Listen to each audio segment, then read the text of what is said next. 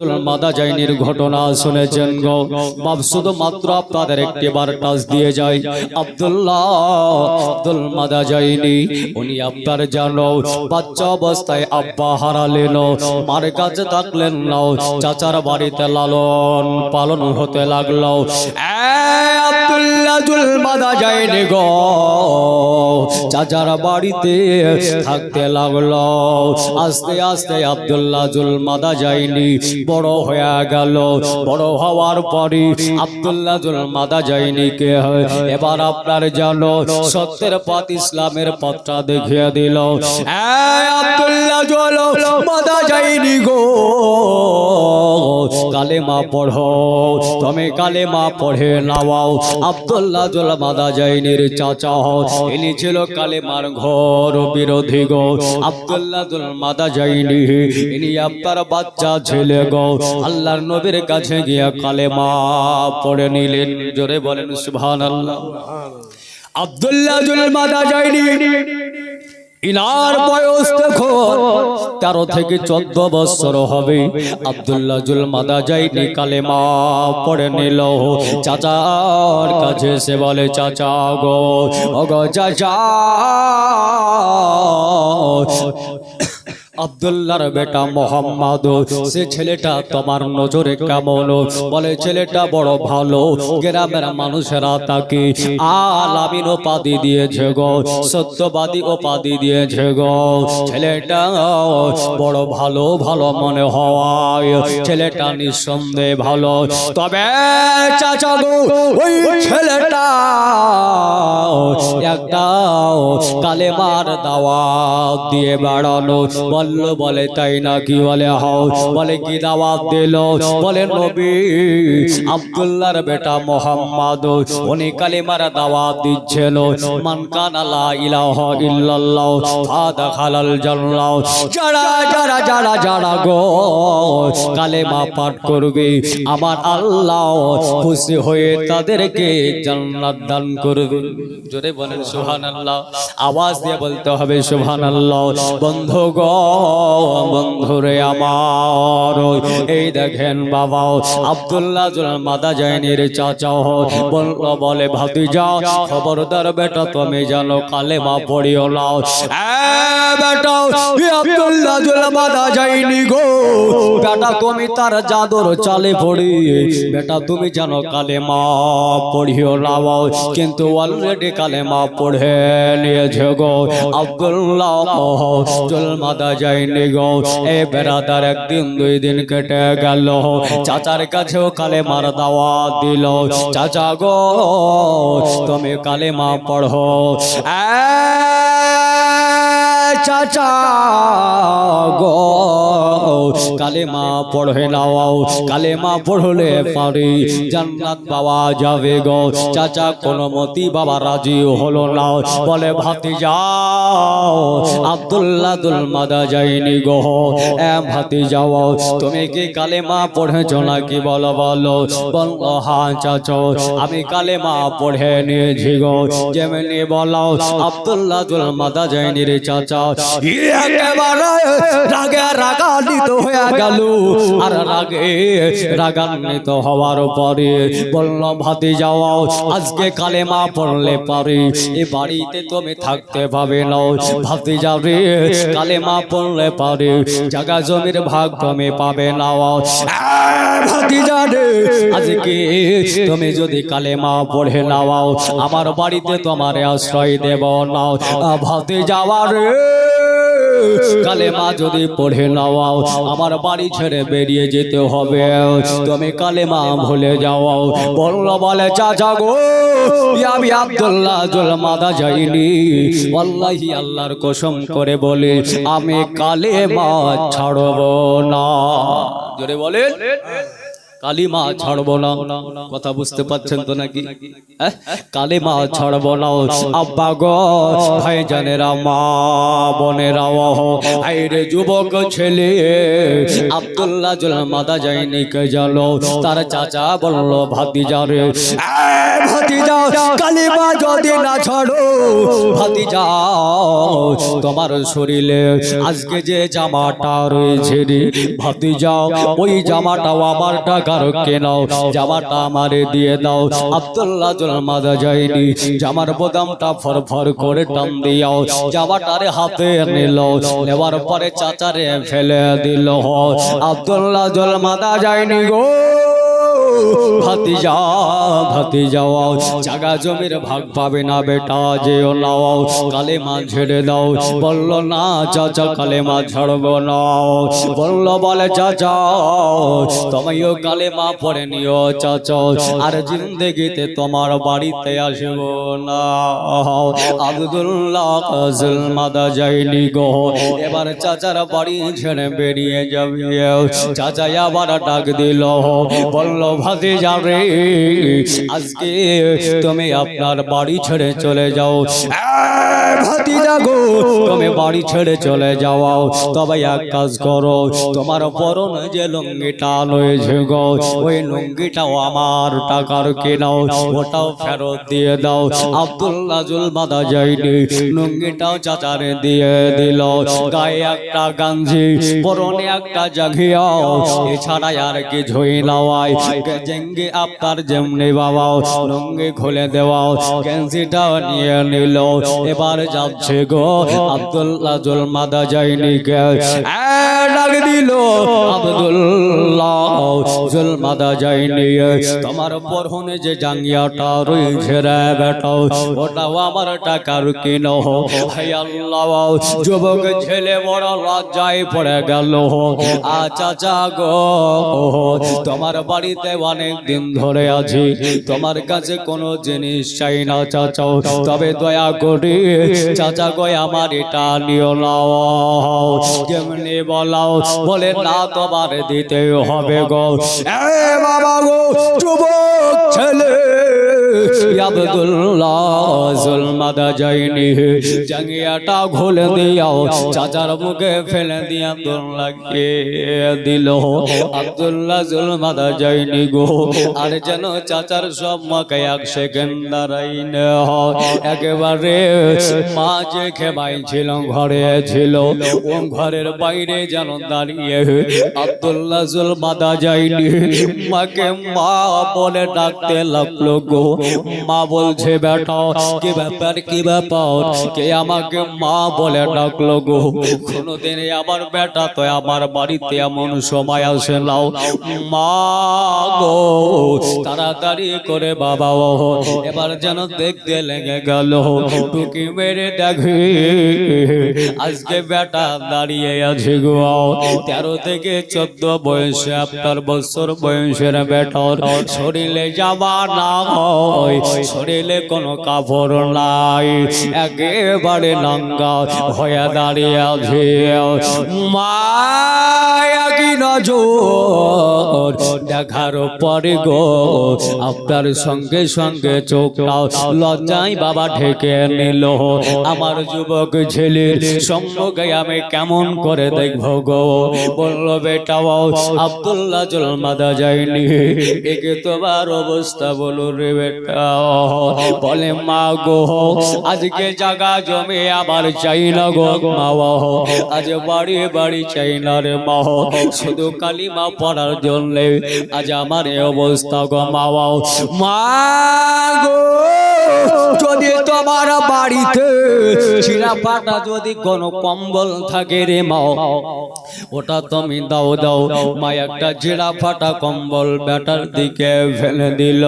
কম্বলটাকে বাবা 2 ভাগে ভাগ করি, অর্ধেক শরীরে পড়ে নিল, অর্ধেক বাবা গায়ে দিল। দিয়ে যাই যাও আমার নবীজি তাল্লাশে বেরিয়ে গেল। নবীর রওজা শরীফ দেখে মন ভরে না, দিদার দাও গো শাহে মদিনা দিদার দাও গো শাহে মদিনা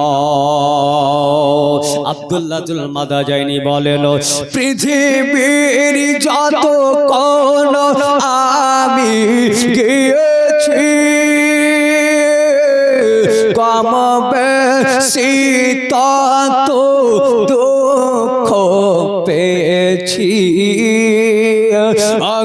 মদিনাওয়ালা করুণা দিদার দাও গো শাহে মদিনা ডেকে নাও গো পাক মদিনা আবার আব্দুল্লাহ জুল মাদাজাইনি গো একেবারে জানো আমার নবী মুস্তাফা সাল্লাল্লাহু তাআলা আলাইহি ওয়াসাল্লামের কাছে গেল বলে কে গো নবী আমার রোমানদের সঙ্গে যুদ্ধের ময়দানে যাবে এ আব্দুল্লাহ জুল মাদাজাইনি এ কি তোমার অবস্থা আব্দুল্লাহ রে তোমার কি অবস্থা শরীরে কাপড় নাই একটা কম্বল গায়ে অর্ধেক পরে অর্ধেক নিচে পড়ে আব্দুল্লাহ জুল মাদাজাইনি বললেন হুজুর শুধু কালেমা পড়ার জন্য আজ আবার এই অবস্থা নবী বললেন যাও তার ঘরে নিয়ে যাও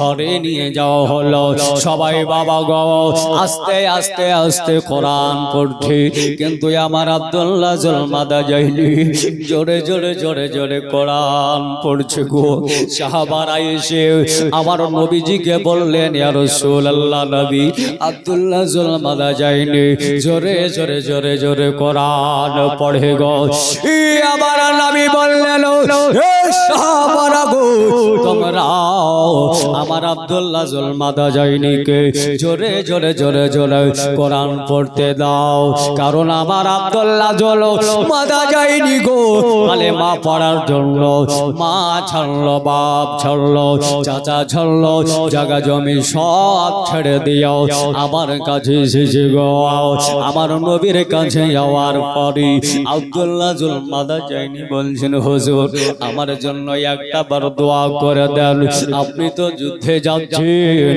নবী গো আমি আপনার সাথে যুদ্ধে যাব তবে হুজুর একটা বার দোয়া করে দেন ওই যুদ্ধের ময়দানে যাবার পর নবী গো আমি যেন যুদ্ধের ময়দানে শহীদ হয়ে যাই জোরে বলেন সুবহানাল্লাহ নবী গো একটা বার দোয়া করে দিল আমি যেন যুদ্ধের ময়দানে গিয়াও চিরতরের মতো ইসলাম বাঁচানোর জন্য কোরআন বাঁচানোর জন্য যেন শহীদ হয়ে যায় আমার আল্লাহর নবী দোয়া করে দিলেন আমার নবী বললেন আব্দুল্লাহ জুল মাদাজাইনি রে আমি নবী বলে দিলাম কাফেরদের জন্য তোমার রক্ত মোবারক খাওয়া আমি নবী হারাম করে দিলাম আব্দুল্লাহ জুল মাদাজাইনি কাঁদছেন বলে হুজুরে কি দোয়া করলেন আমি তো শহীদ হতে চাই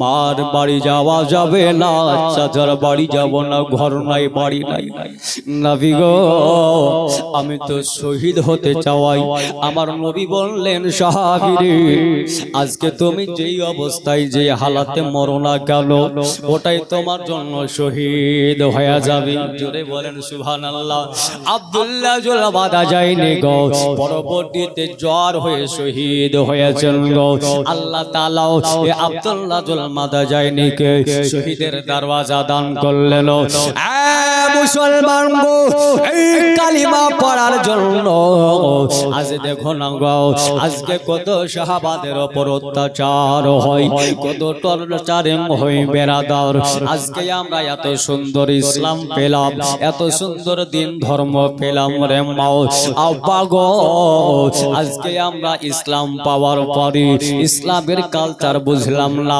আমরা সব সময় একটা জিনিস বেশি বুঝি কোন মৌলবীটার গলা ভালো কে বেশি গজল ভালো বলতে পারে এটা দেখে কিন্তু বাবা গো এ মুসলমান আব্বা জান ভাই জানেরাও একবার সাহাবীদের জীবনের সাথে নিজের জীবনটা তৈরি করে দেখুন একবারে আপনার নবীর আদর্শের দিকে জীবনটা তৈরি করে দেখুন আমার আল্লাহ কোরআনের মধ্যে বলেন লাকাদ কানা লাকুম ফি রাসূলিল্লাহি উসওয়াতুন হাসানা তোমরা যদি তোমাদের নিজের জীবনটাকে সাকসেসফুল বানাতে চাও তোমরা যদি তোমাদের নিজের জীবনটাকে আলোয় আলো করতে যাও অন্য কাউকে ফলো নয় অনলি মুহাম্মদ সাল্লাল্লাহু আলাইহি ওয়াসাল্লাম দা ফলো অন্য কাউকে ফলো নয় এক নম্বর হযরত মুহাম্মদ সাল্লাল্লাহু আলাইহি ওয়াসাল্লামকে ফলো করো এ বেরাদার পঞ্চাশ সবাই এ আব্বা জান ভাই জানেরা গো ওগো আমার মা বোনেরা গো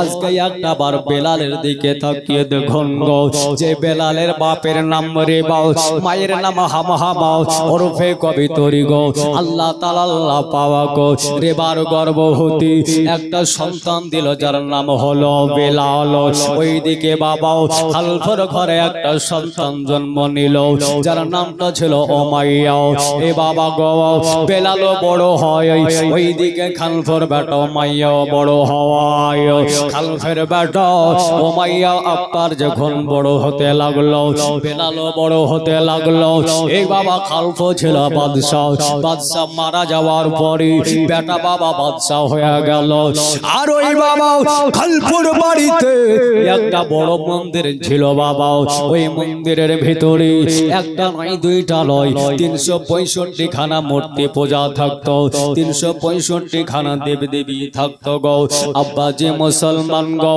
ওই আপনার মন্দিরে মূর্তি সালাই যেজন কাজ করে সে ছিল বড্ড লোভী সে ছিল পম্পট সে ছিল আপনার চোর যে টাকা দিত কিছু পকেটে ভরতো কিছু প্রণামী বাক্সে ভরতো যে ফলমূল দিত কিছু বস্তায় পড়তো কিছু বাড়িতে পাচার করতো গো একদিন হতে হতে বাবা আনাকানি হয়ে গেল গো আজকে এই ছেলেটাকে চাকরিতে রাখবো না খালফার বেটা উমাইয়া চাকরি থেকে বাবা গো তাকে রিটার্ন করে দিল চাকরি থেকে তাকে বের করে দেওয়া হলো এবার এলানো হলো একজন সুচরিত্রবান আদর্শবান একটা সন্তান চাই যে সন্তানটা আপনার আমার এই দেখভালটা করবে গো বেরাদার খোঁজ করতে করতে আমার হযরতে বেলালকে খোঁজ করা হলো বেলালকে ডাকা হলো বেলালের অ্যাপার্টমেন্ট লেটার জয়েন্ট হলো বেলালের চাকরি সাকসেসফুল হয়ে গেল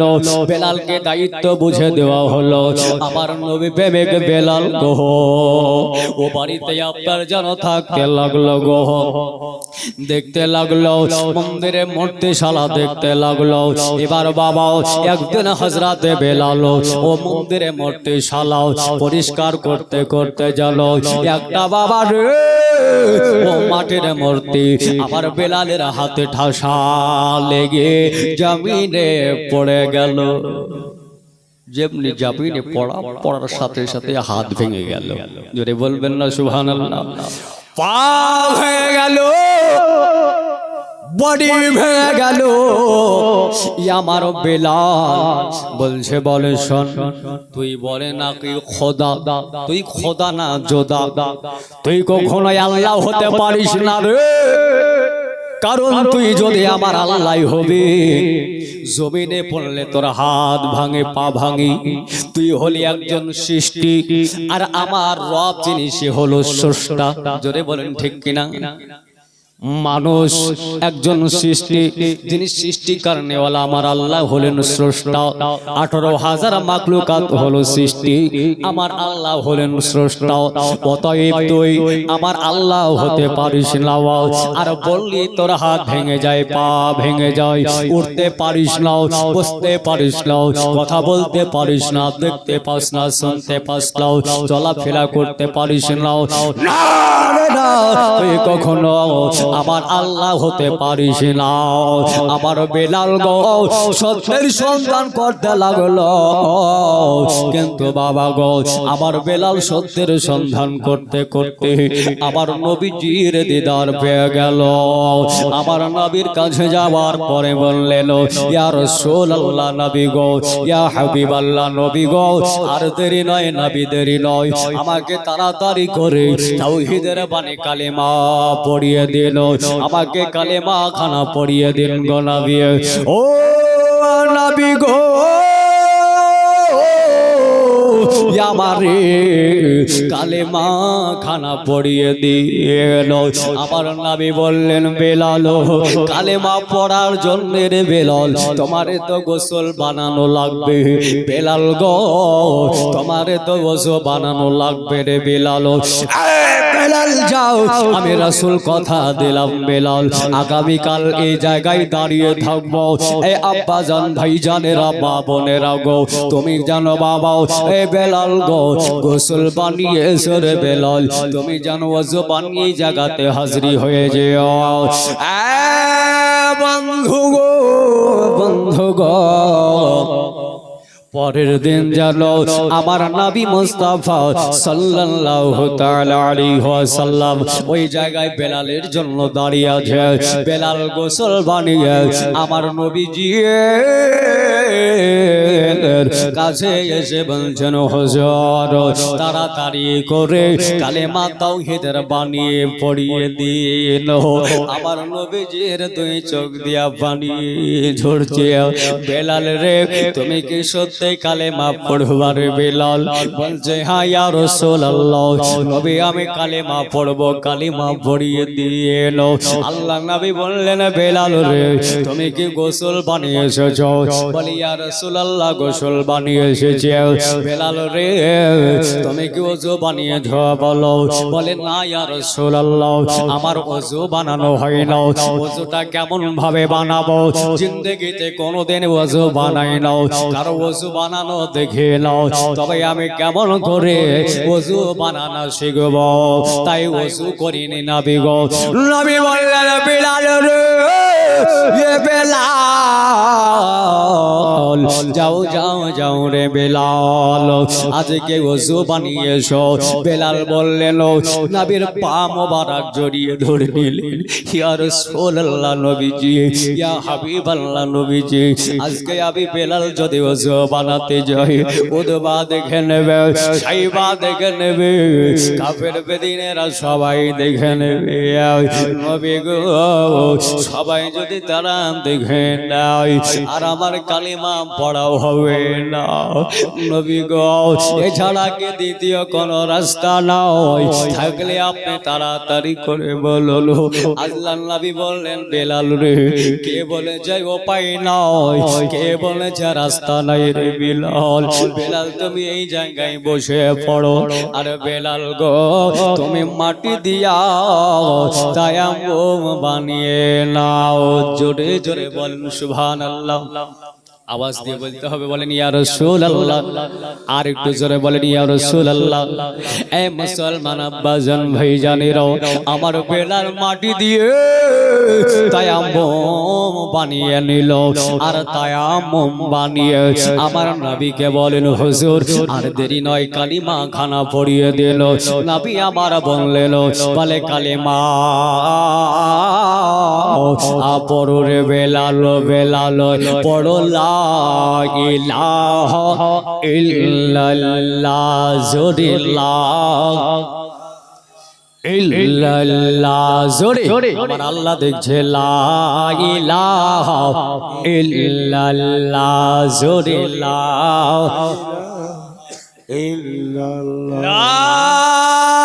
ইলাহা ইল্লাল্লাহ, লা ইলাহা জোরে লা ইলাহা ইল্লাল্লাহ, লা ইলাহা বেলাল পড়ো লা ইলাহা ইল্লাল্লাহু মুহাম্মাদুর রাসূলুল্লাহ সাল্লাল্লাহু তাআলা আলাইহি ওয়াসাল্লাম বেলাল বড় গো আশহাদু আল্লা ইলাহা ইল্লাল্লাহু ওয়া আশহাদু আন্না মুহাম্মাদান আবদুহু ওয়া রাসূলুহু বেলাল বাবা কালেমা পড়ে জনমের মতো মুসলমান হয়ে গেল কোন দেশেতে পাবনাবি তোমায় আমি জানি না কেঁদে কেঁদে কবে গো যাব মদিনা কোন দেশেতে পাব তোমায় আমি জানি না মোনাজাতে কান্দে নবী আপনারে তরে কেমন করে মরব আমি আপনারে না দেখে গলাবে আপনারে না দেখে কবে জানি যাব আমি গো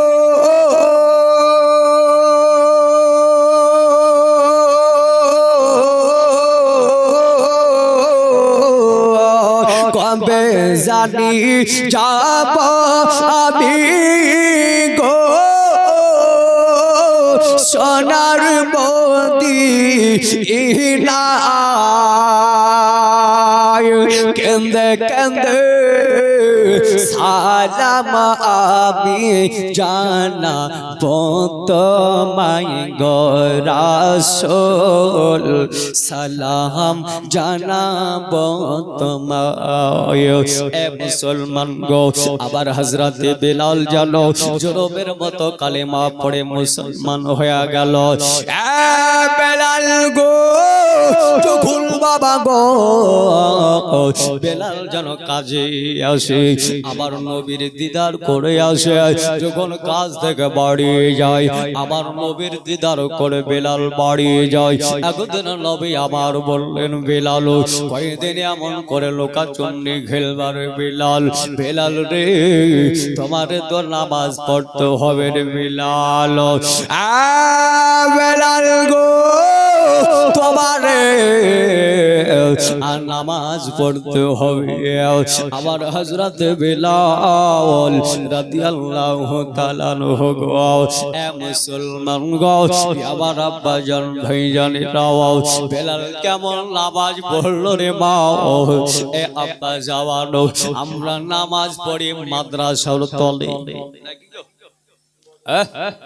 আমরা নামাজ মাদ্রাসায় পড়ি নামাজ পড়ি মসজিদে নামাজ পড়ি বাড়িতে নামাজ পড়ি মাঠে ঘাটে কিন্তু আমার নবীর প্রেমিক বেলাল প্রথম নামাজ জিন্দেগির প্রথম নামাজ ও নামাজ পড়ছেন বেলাল মন্দিরের ভিতরে বাবা গো কষ্টের জীবনে আসছে রে বাবা কালিজা ফেটে যাবে বাবা গো আমার হযরতে বেলাল উনি আপনার মন্দিরে চলে গেল মন্দিরে যাওয়ার পরে আমার হযরতে বেলাল গো উনি আপনার মন্দিরে মূর্তিশালায় মূর্তি পূজাগুলাকে যেন আলাদা করতে লাগলো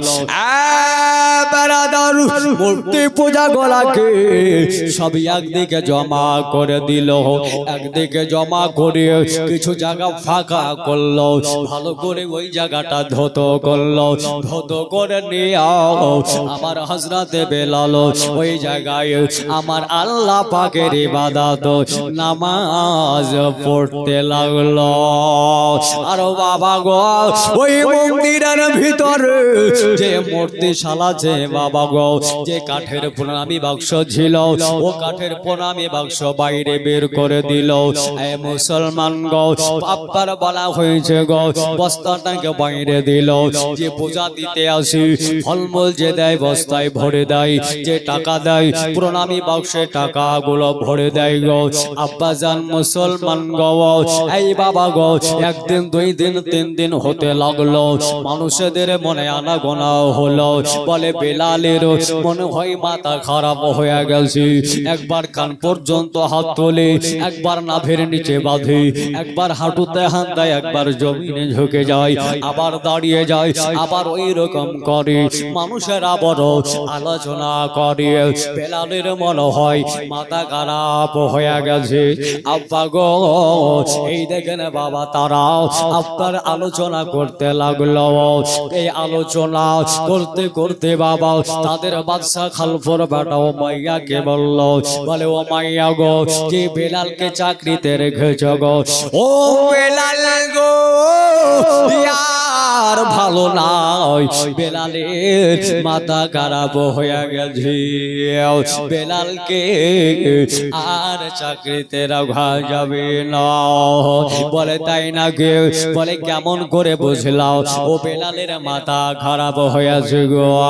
বলে এরই জন্যে বুঝলাম ও বেলাল জানো একবার আপনার জানো এই পর্যন্ত হাতটা তুলে, একবার এখানে বাঁধে, একবার এইখানে হাত দেয়, একবার জমিনে ঝুঁকে যায়। মনে হয় বেলালের মাথা খারাপ হয়েছে।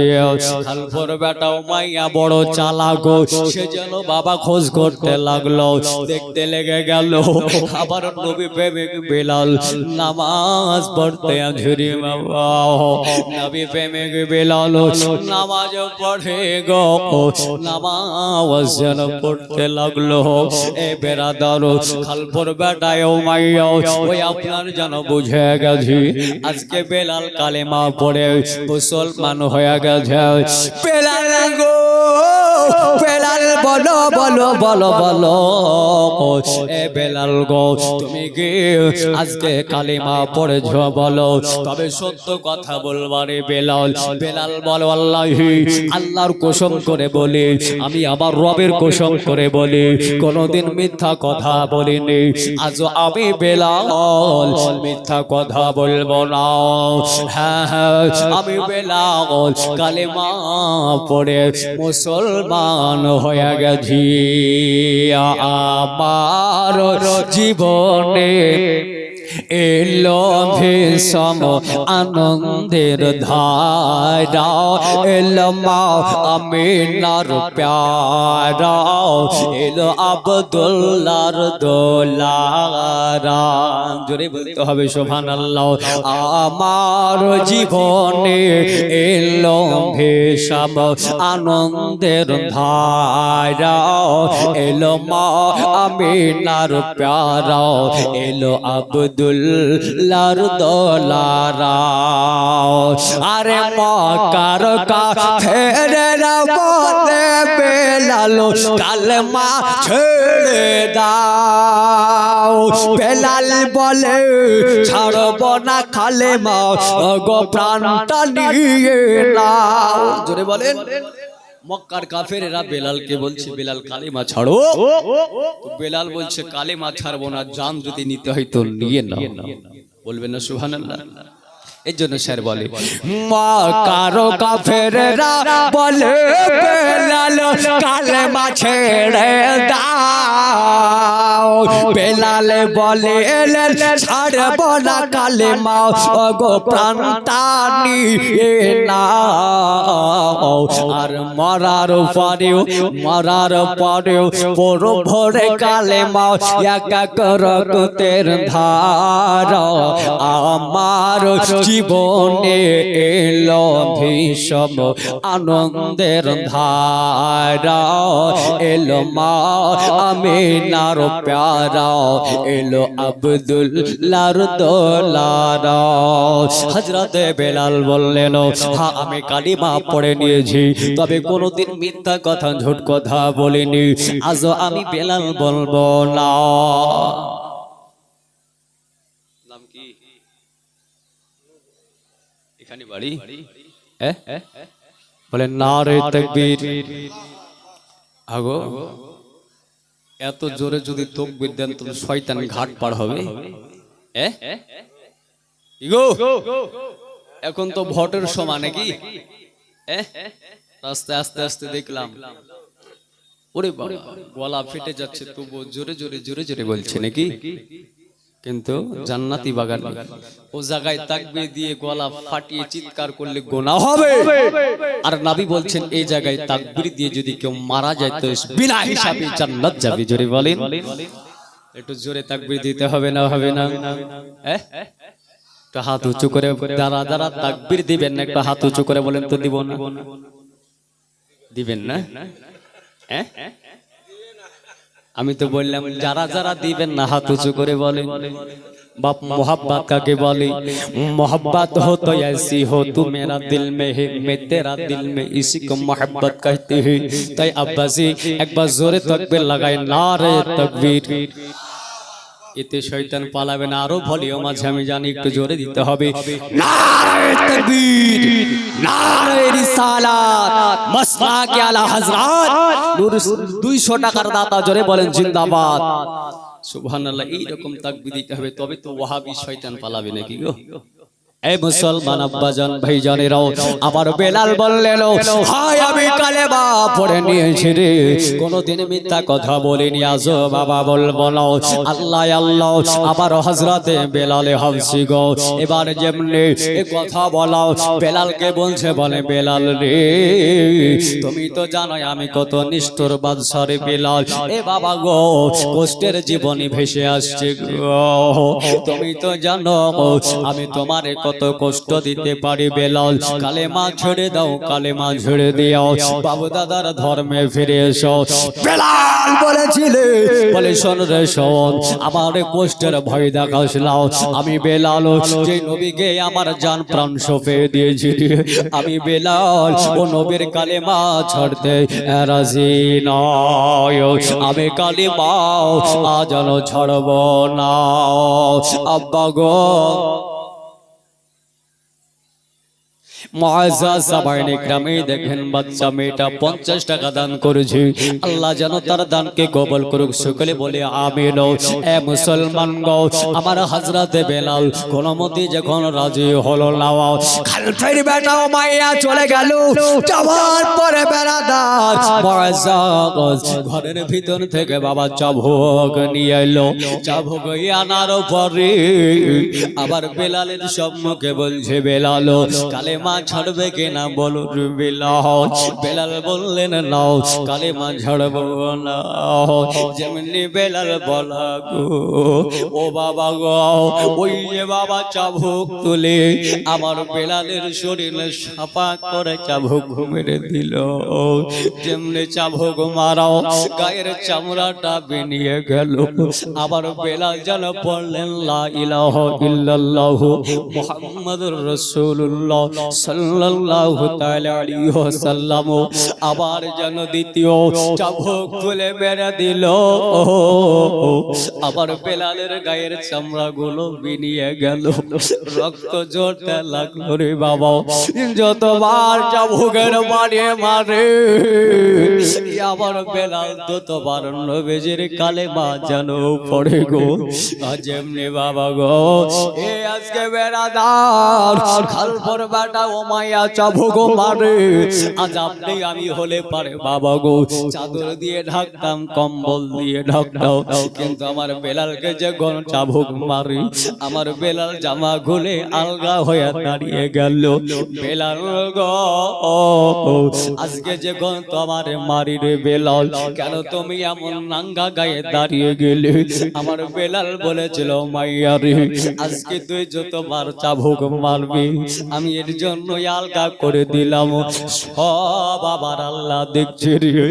তবে শোন এ মুসলমান তবে শোন শোন শোন, আমি বেলাল তবুও কালেমা ছাড়ব না।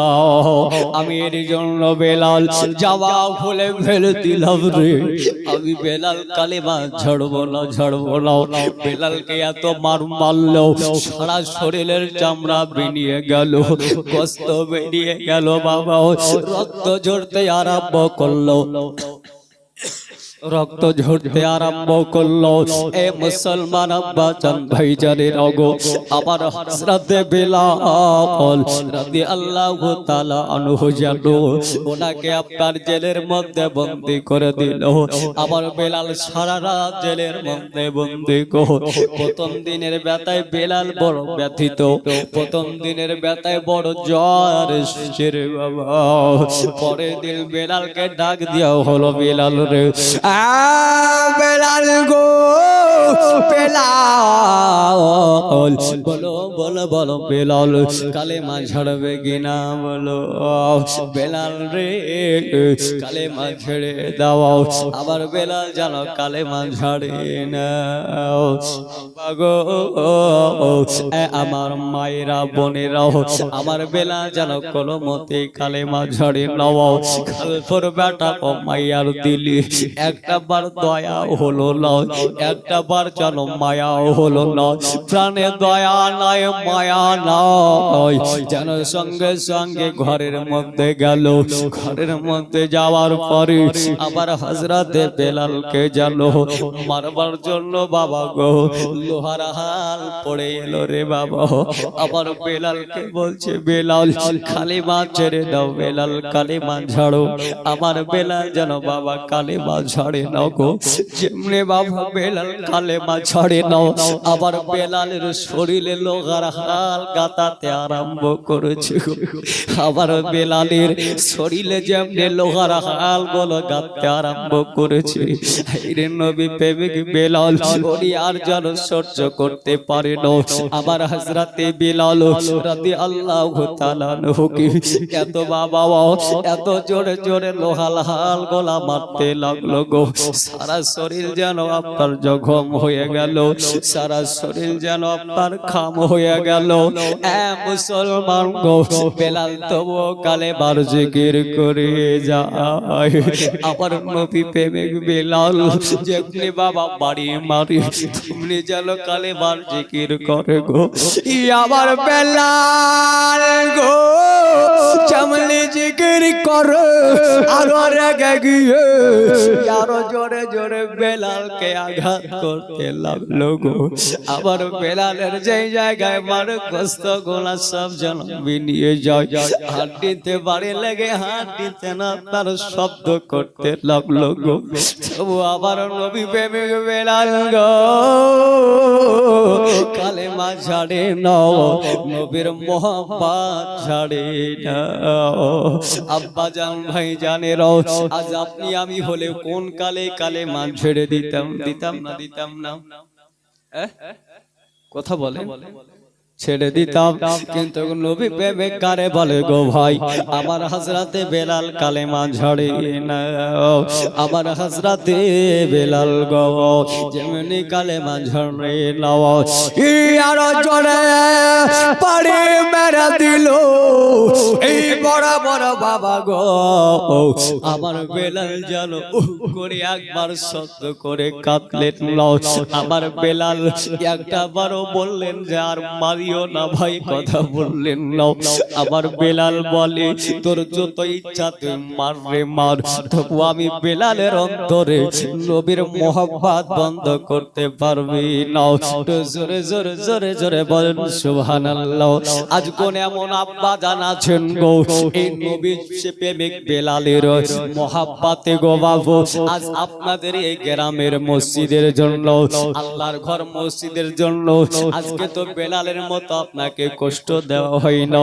এত সুন্দর ইসলাম পেয়ে গেলাম আমরাও। এ মুসলমান একজন ভাইকে দেখতে চাই ৫,০০০ টাকা খোদার ঘর মসজিদের জন্য, তারপর আবার জীবনের দিকে এগিয়ে যাব।